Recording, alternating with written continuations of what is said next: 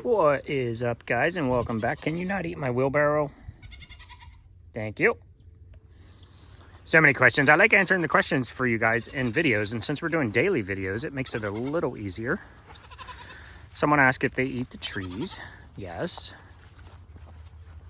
They will pick at the bark, chew off spots. This is an apple tree. As you can see, they're a little bit rotted right now. Probably won't eat those. They might. So yeah, they'll pick at the bark of the trees. Now, I don't mind if they eat this. It's just an old, gross, nasty apple tree that doesn't really produce very much fruit. It's also leaning weird. Might taste better. You guys got your ball in the creek. I'll get that out after this video here. But they never played with the yoga ball anyway. Gummy got on it one time. It's a gorgeous day. It's almost 45 degrees. The sun is shining. So they decided to abandon me and go out in the field, which is awesome. It's fantastic. But what I wanted to show you guys was another question somebody had asked. If Steve brought the hay bale over, why wasn't he able to set it upright with the tractor? Well, this whole area right here, when we built the porch, there was no dirt left to raise this up level with the porch. So yeah, I know I need to clean off my porch too. This is the edge of the porch here. It was about a 10 to 12 inch drop from the top of the concrete to the ground. I've been bringing this up over the last 5 years with basically hay and poop, which makes a super amazing. Look at that soil. The soil is fantastic. However, it's frozen now, but it's a bit soft. So you can see Steve was coming up through here. He doesn't have a lot of room to work with because the fence is right there. But he was coming up through here and his four-wheel drive started digging in and he just sunk down to the axles. So we did not want to create a bigger problem of getting the tractor stuck while trying to get up on the porch. He was able to get far enough up here that he could shove it in the door, and then we rolled it the rest of the way in. Haven't swept my floor yet either. But I wanted to show you guys a little bit. Someone had mentioned using straw instead of hay. So deep litter method, which is what we use in here to create heat, and it works very well. I'm just behind this year, so I haven't gotten that nice kickoff of stuff starting to break down. This is what the stall looks like in the morning. Now, I don't do this deep of a dive into cleaning up the stall every morning. Every few days, I will come in here and try to push stuff back, and we'll slowly migrate the pile.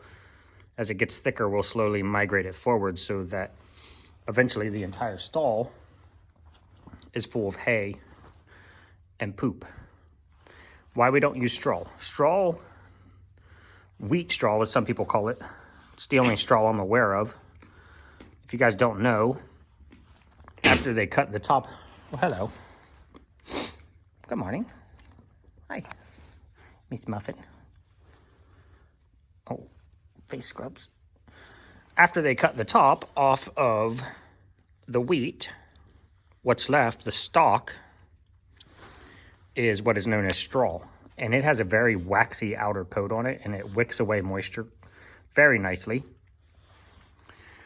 The moisture will just run off of the straw because it's kind of waxy. So that doesn't benefit us because the straw doesn't break down.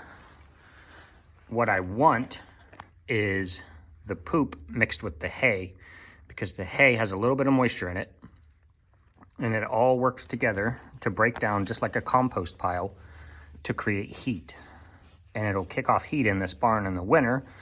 Generally, I'm going to say it on camera so it won't happen this year, we run at just above 32 degrees in here. At night, when I come over in the morning, it'll be about 32, but then I open the door so the ladies can get out. I'm just petting a goat, guys, because why wouldn't you? Are you pleased with this situation? Oh, that's a nice juicy cud you got there. Anyway, I'm gonna get on to show you how I kind of fluff this up, clean it up for the girls on a daily. Not on a daily. I just said I don't do it on a daily. Oh, flipping you guys over. So I will come in here. That might screw up my entire video.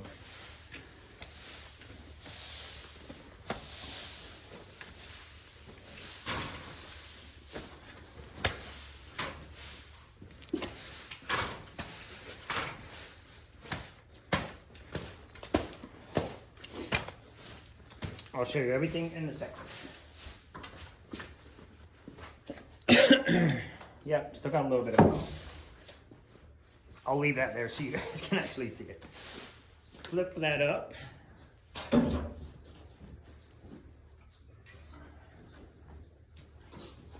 You gonna come inspect my work? I know you are.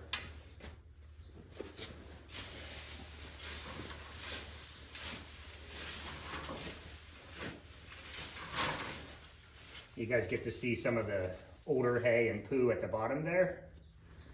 It's giving a nice little dirt poo hay mix. And when the ladies add moisture, you know what I mean.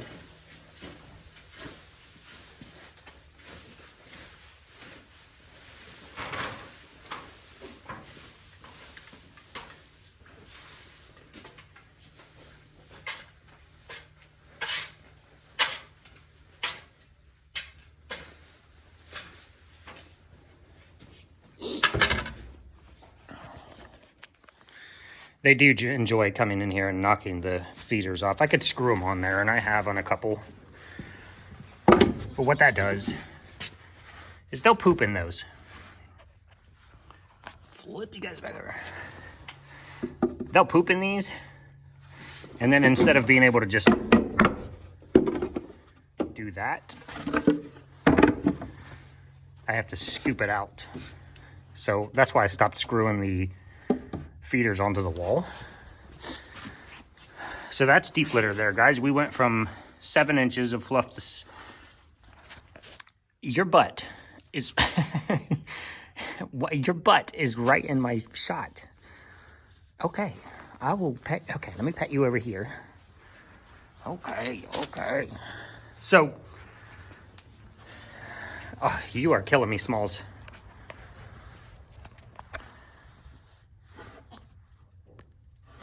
This is a 2x6, which makes it like 5 3/4 inches.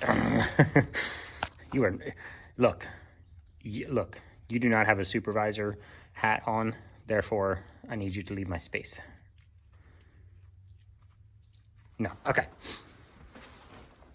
This is a 2x6, which means it's like 5 3/4 from the ground to the top of the board. I also have a space under that, so it's not touching the concrete. And then it's almost 2 inches between board 1 and board 2.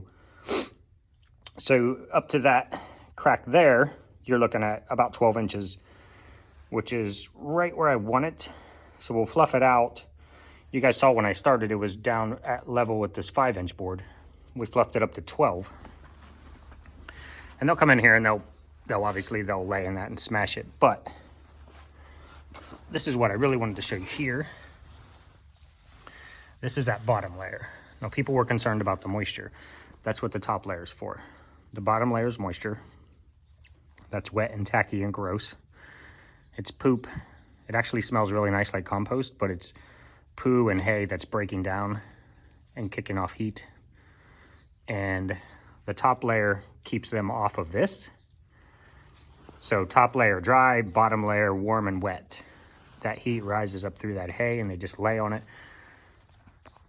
I can't remember the math, but each one of these stalls is 64 square feet times 7 total stalls. So we did 1, 2, 3, that's a double, 4, 5, 6, and 7. So you get 7 stalls that are kicking off heat, and this barn actually stays really nice. So that's your deep litter method. That's how we work it.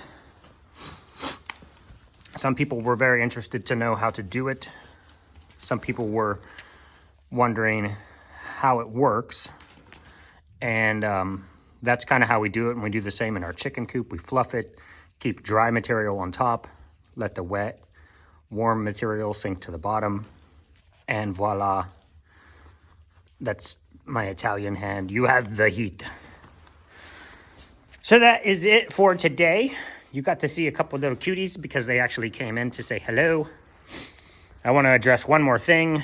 This round bale, people were concerned that it would roll over and smash the girls. I also was concerned about that. But what has happened is they pull. So when they make these bales, what they do is they start in the middle and it spins, and then the hay is just added. This bale is wrapped this way, meaning if I picked this up, it would come right off going this direction. Do you guys see that? So what has happened, and we've never done this before, we've never set a bale like this before, but we just couldn't stand it up. This is actually falling off the top into the bottom like a perfect little hay buffet. It's also blocking the bottom and filling in the space, so we're not worried about it falling over, rolling over, and smashing anybody.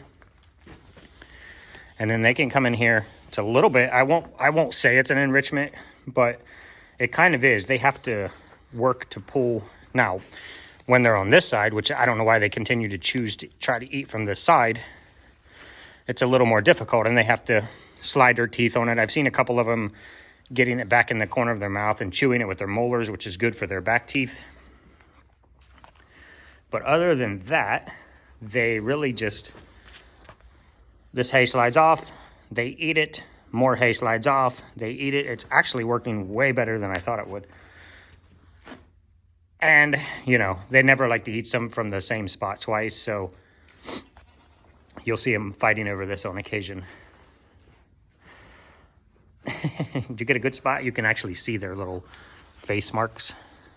Where they'll, instead of just eating the outside hay, they want to dig in there and see if there's something better in there. Like, look at that. That's a foot deep. That's a foot deep. Oh, that one's really, really deep. And I tell you, China cat, she'll actually jump in one of these holes and make a little nest in there and go to sleep overnight. So she's super nice and cozy. All right, guys, it's getting long. Thank you so much for watching, and I hope that helps explain some things. We're also going to be putting some girls in with some boys today. I don't think I'm going to get the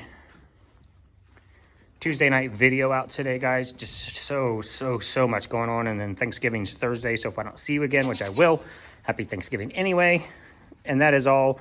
Bye from Puddin', Muffin, Sugar Pie, and Tic Tac. Tic Tac, I'm gonna get you a boy, baby. I know you need a boy. Mr. Jack is gonna be your friend today. Yup. All right, guys, I'll leave you with Tic Tac and her little cutiness. And that is all. Goodbye.